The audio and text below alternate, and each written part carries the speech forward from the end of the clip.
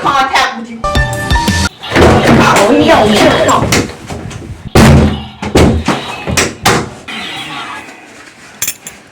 Do I even need to say anything about this?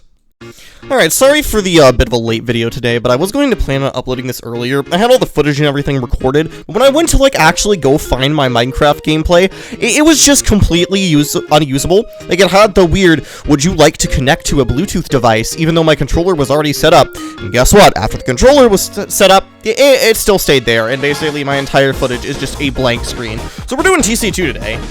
That's something, I guess. But yeah, anyways, today I'm going to be telling you the story of how my mother broke down a door to try to beat an 8-year-old child. Now, I would say this is surprising, but considering how much we've talked about her on this channel already, right, I think it's probably not as common as I would think, or it's more common than I would like it to be. But yeah, so this starts back in 2023.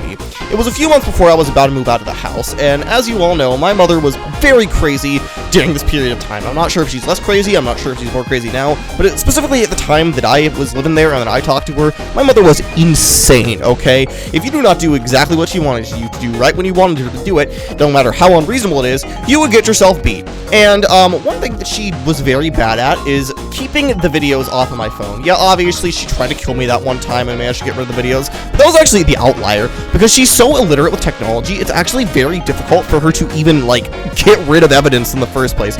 Which, I mean, when you're committing crimes, the very first thing you should do is know exactly how to get rid of the evidence of you committing said crimes. Well, you're probably not gonna have a good time, and it's probably gonna be traced back to you, but hey, better for me. Right? So, around this time, my mother was crazy. It was a daily argument every day, the usual. It would be, she would yell at me over something that I didn't do, or she'd yell at my sister or my brother over something that we did or didn't do, and every time she calls our name, we were just like, what did I do or did I not do?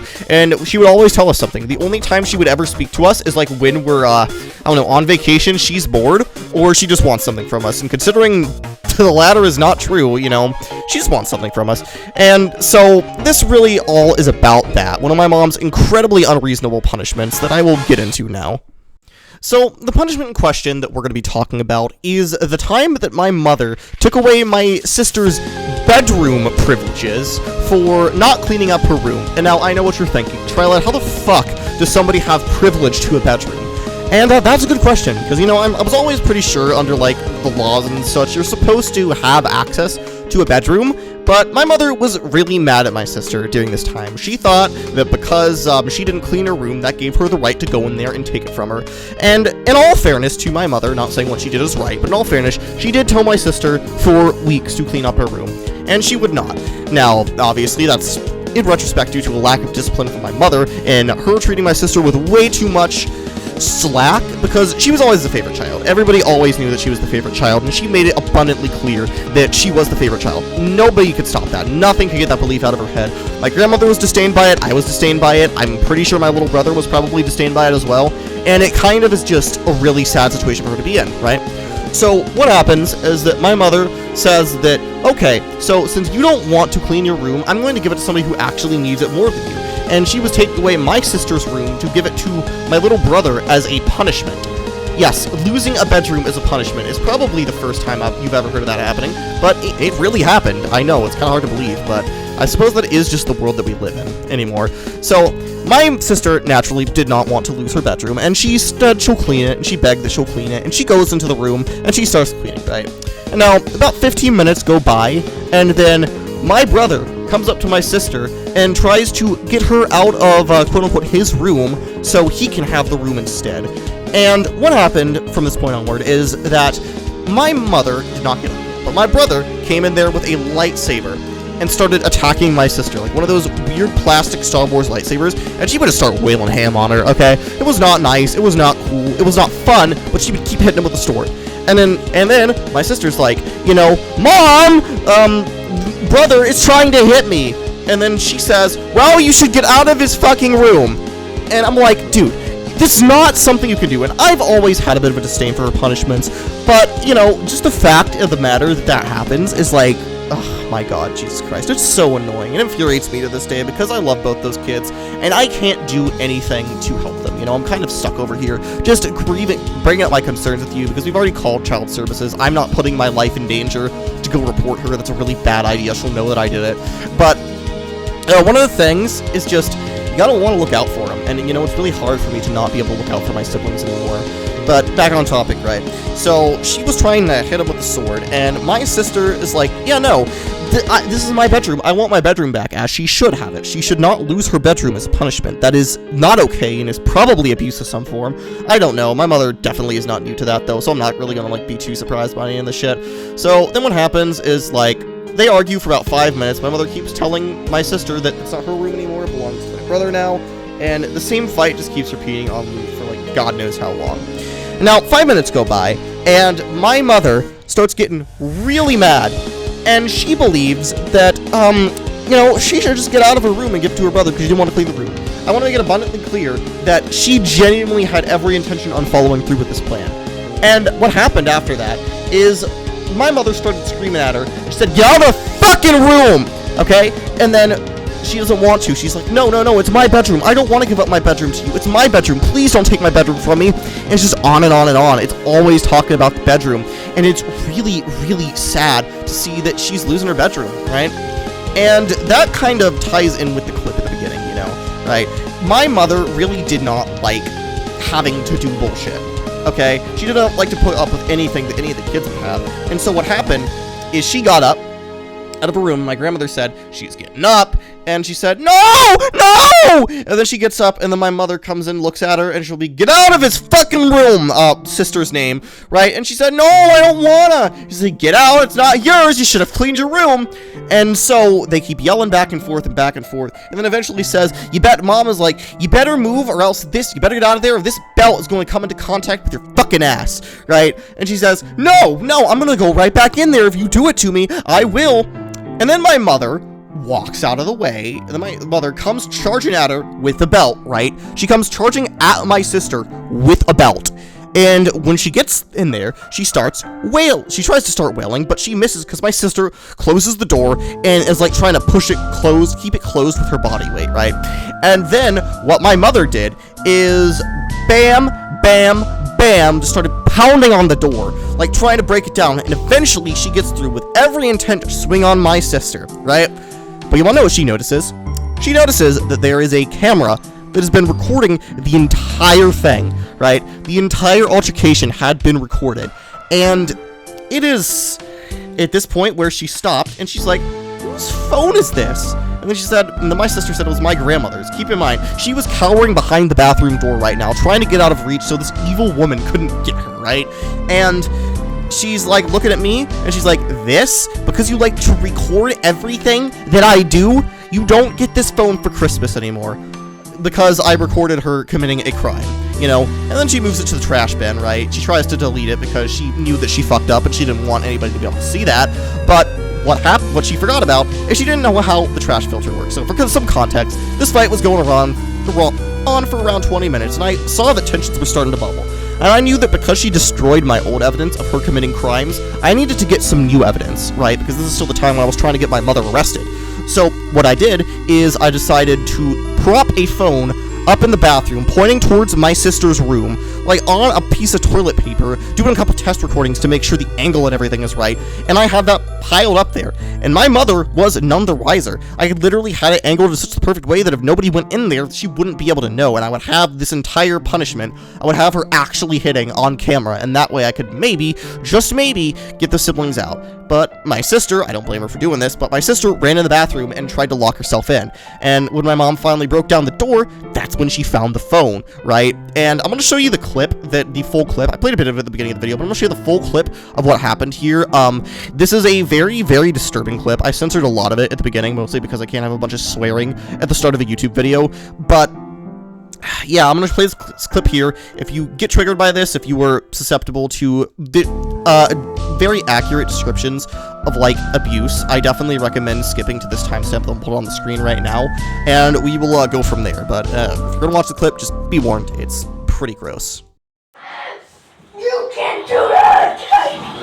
You're trying to hit me with this sword!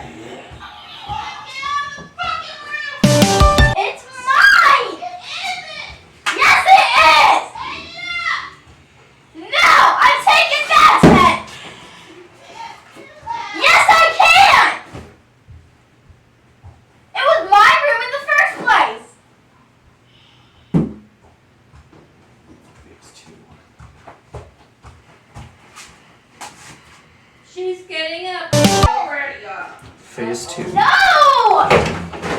That's not fair! No, it's not. You should have left the room. Go now. No! Tell me no again, and this is gonna come into contact with your fucking ass.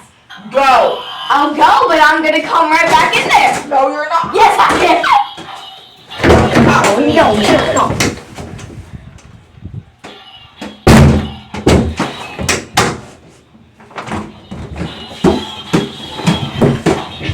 Whose fucking phone? Nan's. This?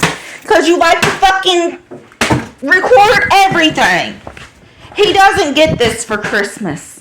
We take it back to T-Mobile. It's not your box. That's not the box. There we go, just like... So, after this, my mother ends up deleting the clip that you just saw. Thankfully, she was very tech illiterate and she did not actually know how to remove it from the trash can, but she went out of her way to commandeer me and to say that, basically, haha, try harder next time, and then just delete the clip in front of me. I then managed to sneak and get back onto the phone later and recover it from the trash because, again, she doesn't know how to delete stuff from the trash. She might now, but back then she didn't. And I watched the video back, over and over and over again, and I was thinking maybe, just maybe, there's something I can do with this. And flash forward a few years, I'm actually given an opportunity, right? I had finally got the meeting that I had requested with Child Services for all this time, and well, if I'm going to be blunt, I probably should have told them that right then and there. I had a bunch of supervisors, a bunch of people who were ready to go in and arrest my mother, but I didn't do anything about it. And that was strange to me. Why didn't I do anything about, I had just witnessed my sister lose her bedroom, have a door broken down with her trying to hit her, and nothing? I just did nothing. I sat there and cowered. I didn't do anything about it. I had the perfect opportunity to do anything that I really wanted to, and I just decided not to for some reason. I don't know why. I don't know what for what reason. I don't know how, but I decided not to. That is odd, if you ask me, because that's what I wanted for the longest time. I wanted to help those children. I wanted to save them.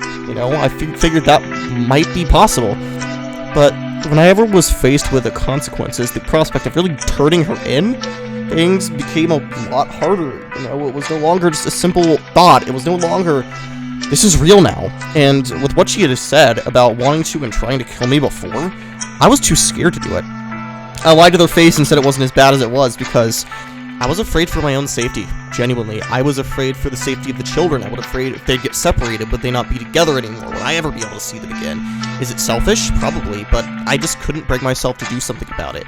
It was so stupid. I had, the opportunity right there in front of my face to do something about it, and I just never did. It's frustrating. I know I could have done something. I know I still can do something, but it scares me. And, I sat in front of those supervisors, that table of supervisors, and I said, no, I'm not doing anything to it. And then I just became paralyzed. I can't do it because I'm afraid of what's going to happen to my own life. Like I said, it's selfish, but I don't want to die, okay? I don't want to be dead anytime soon. But I have to do something, I can't just sit and wallow around for the rest of my life. I've got to do something about it eventually. And especially considering some stuff that my sister has told me and some stuff I've heard from my brother as well, it's still shit over there, and it's just getting worse for them. And I don't want them to be miserable. I don't want them to be unhappy. I want them to be okay. And I'm not sure if they would be okay. And with that, really is, I guess that's about it. I mean, there is a couple other things that I want to talk about. One, if you're ever in this situation, guys, please do something about it. Tell an adult. If it's not safe, make sure you're in a safe place before you tell somebody about it. Make sure that if you are in a situation like this, that you run and you hide and you call the cops as fast as possible, right?